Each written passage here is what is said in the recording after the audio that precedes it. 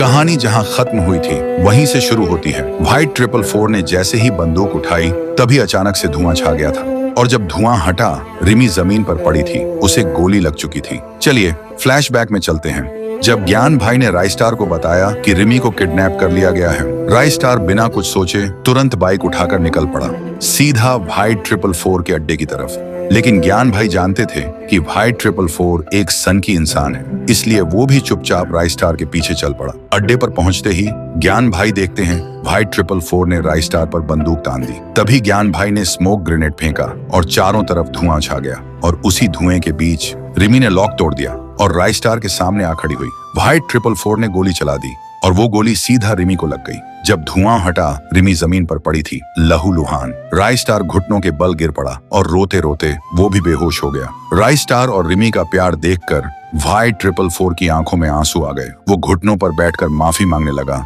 और बिना वक्त गंवाए रिमी को अस्पताल ले गया।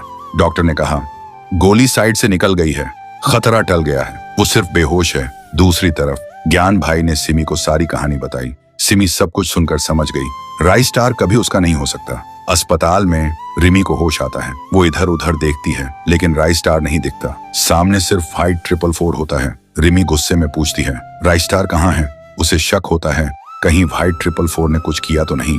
व्हाइट 444 कहता है, रिमी आओ मेरे साथ, और रिमी बिना कुछ पूछे उसके साथ चल देती है।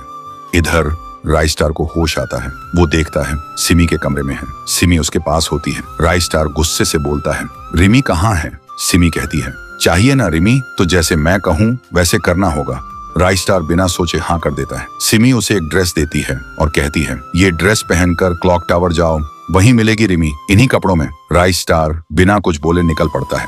वहीं दूसरी तरफ व्हाइट 444 रिमी को तैयार करवा रहा होता है। ज्ञान भाई भी वहां होते हैं। रिमी के मन में आता है, कहीं ज्ञान भाई से तो मेरी शादी नहीं करवा रहा। थोड़ी देर बाद राइस्टार क्लॉक टावर पहुंचता है। देखता है सारी शादी की तैयारी हो चुकी है। वो हैरान हो जाता है, ये सब क्या है? व्हाइट 444 कहता है, ये सब मेरी बहन सिमी का प्लान था। अस्पताल में उसने ही मुझसे कहा था ये सब करने को।